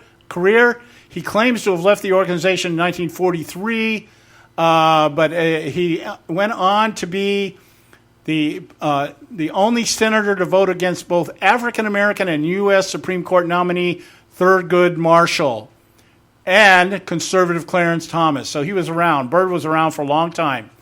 And he voted against Thurgood Marshall and Clarence Thomas, two black nominees and eventual appointees to the Supreme Court. And he was the one that filibustered the Civil Rights Act of 1964. This is Robert Byrd, the pride of the Democrat Party, lauded by all Democrats, including Barack Obama. Voted against Thurgood Marshall and Clarence Thomas in the Supreme Court, filibustered the Civil Rights Act of 1964, but yet the NAACP gave him a 100% rating during the 108th Congress, which was just a little while ago. All right? Hugo Black, Associate Justice of the United States Supreme Court, a Democrat in 1921, was a member of the KKK. Theodore Bilbo, a Democrat, a United States Senator from Mississippi, was with the Ku Klux Klan. Rice Means was a Republican in 1926, was a member of the KKK. My point, I could go down the list here and just continue to read. Most of these people are Democrats. The KKK was created by Democrats to resist Republicans' desire to make blacks equal with everybody else in the country.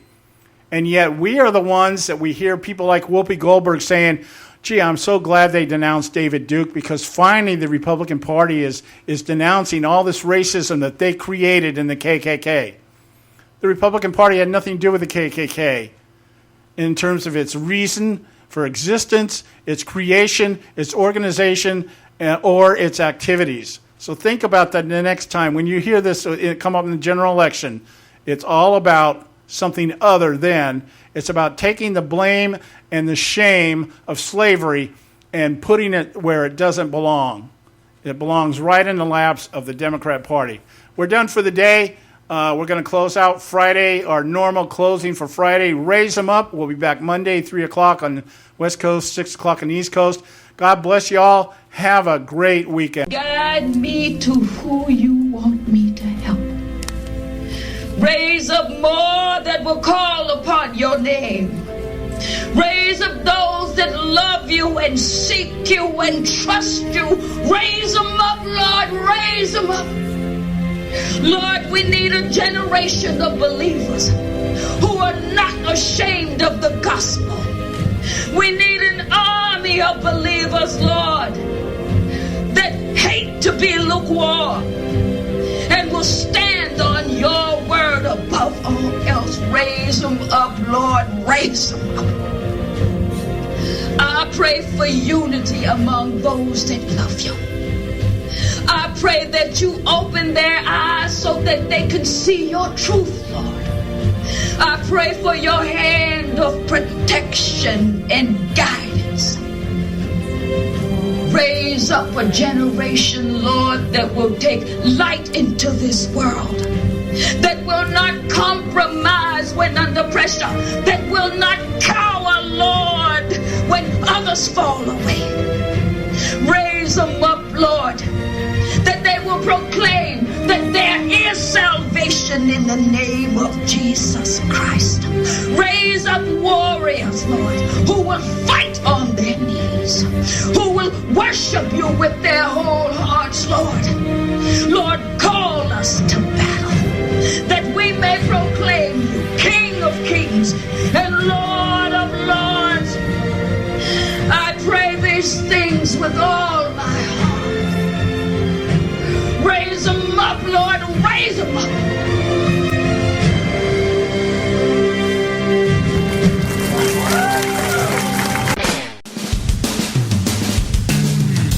Thanks for tuning in to this edition of the Conservative Syndicate, the globally syndicated, politically incorrect talk show that seeks to tear down the imaginary wall of separation between church and state. We want to make you aware you can find and access all of our show archives at our website, theconservativesyndicate.net, as well as our broadcast stations and times.